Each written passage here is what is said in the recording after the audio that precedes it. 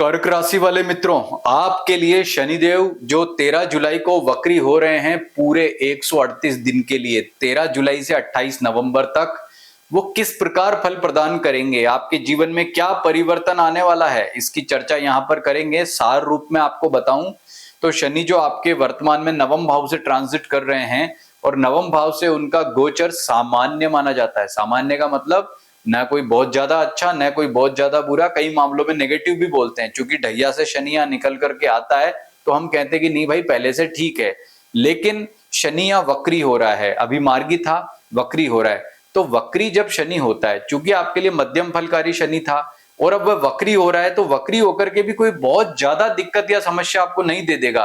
पहले भी कोई बहुत ज्यादा शानदार फल प्रदान नहीं कर रहा था, तो अभी भी कोई बड़ी दिक्कत या समस्या नहीं देगा। यानी आपके लिए क्या रहेंगे, मिले जुले फल रहेंगे। दूसरे ग्रहों से जो रिलेशन है वह प्रभावित आपको करेगा इन फलों को। जैसे जो शनि है और मंगल है, ये 28 जुलाई से 13 सितंबर तक आमने सामने रहने वाले हैं। इस दौरान आपको थोड़ा दिक्कत या परेशानी क्या क्या हो सकती है, हालांकि इस दौरान कुछ अच्छे फल भी आपको मिलेंगे, इस पर आप चर्चा इस वीडियो में करेंगे। बाकी ग्रहों से जो रिलेशन है शनि का वो कैसा रहेगा, उसके आधार पर आपके जीवन में क्या परिवर्तन होंगे, इस पर चर्चा करेंगे। तो पूरा वीडियो आपको देखना है। और अभी तक आपने हमारे चैनल एस्ट्रो सुधाकर पुरोहित को लाइक, सब्सक्राइब या फॉलो नहीं किया, तुरंत कर लीजिए।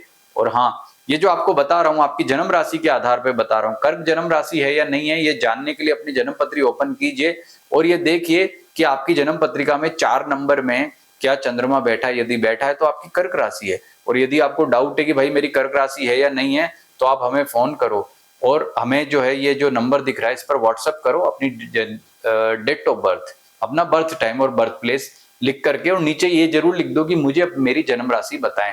इस वीडियो के कमेंट में भी आप जो है लिख सकते हैं, तो हम आपको जन्म राशि बताएंगे और ये जो इम्पैक्ट है फिर आपको उसी के आधार पर देखना है। यानी ये ध्यान रखना, चाहे कोई ज्योतिषी कुछ भी कहे, चाहे कितना ही समझाए, लेकिन शास्त्र क्या कहते हैं कि जो जन्म राशि होगी, यानी कि चंद्रमा जिस राशि में आपके जन्म पत्री में बैठा होगा जन्म के समय, वही से आपको अपना गोचर फल देखना है।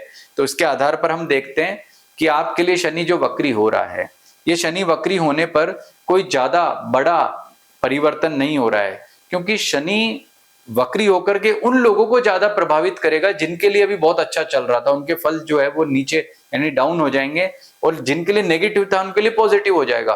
क्योंकि यह वक्री ग्रह बिल्कुल अपनी प्रकृति से विपरीत फल तरीके से फल प्रदान करता है, तो आपको ऐसे कोई घबराने की दिक्कत या परेशानी नहीं है। लेकिन ये जो मंगल से रिलेशन उसका बनने वाला है, ये थोड़ा जरूर आपके लिए परेशानी वाला है। मंगल 28 जुलाई तक रहेगा यहाँ सिंह राशि में, 28 जुलाई के बाद वो आएगा कन्या में, और 13 सितंबर के बाद वो चला जाएगा मंगल में।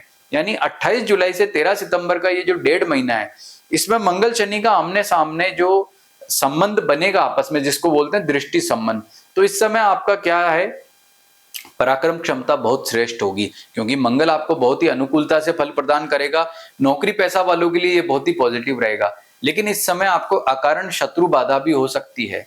दूसरा, आपको जो है वो फाइनेंशियल इश्यूज का सामना भी करना पड़ सकता है। इसके अलावा आपका अपने मित्रों से, अपने भाइयों से या कुछ सगे संबंधियों से विवाद भी हो सकता है, क्योंकि कहते हैं जब मंगल तीसरे में शनि नवम में आता है और आपस में दृष्टि करता है तो व्यक्ति के अंदर एग्रेशन बहुत ज्यादा हो जाता है। तो भाई अपनी एग्रेशन को दबा के रख लेना, यही आपके लिए सबसे बड़ी टिप्स बता रहा हूं और इसका उपाय भी अभी बताता हूं। अपनी एग्रेशन को दबा लोगे तो सब कुछ अच्छा हो जाएगा।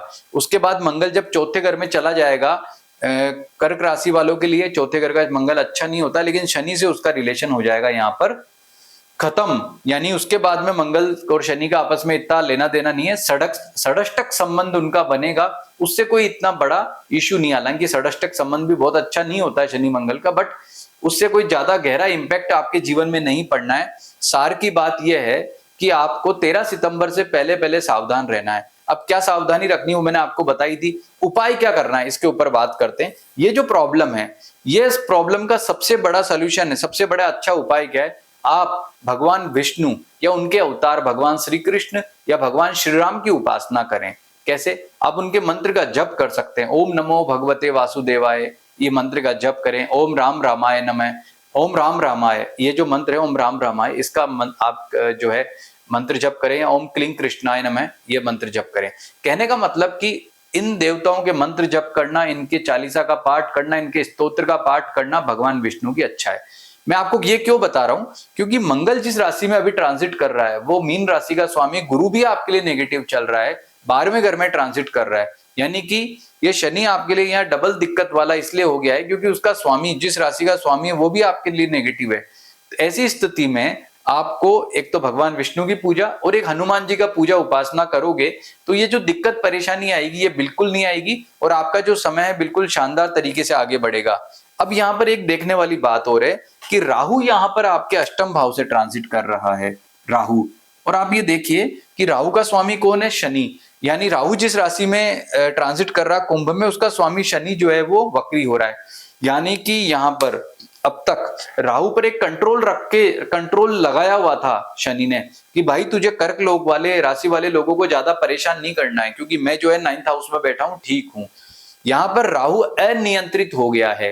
राहु के अनियंत्रित होने से क्या होगा, राहु तो अष्टम भाव में बड़ा ही खतरनाक होता है।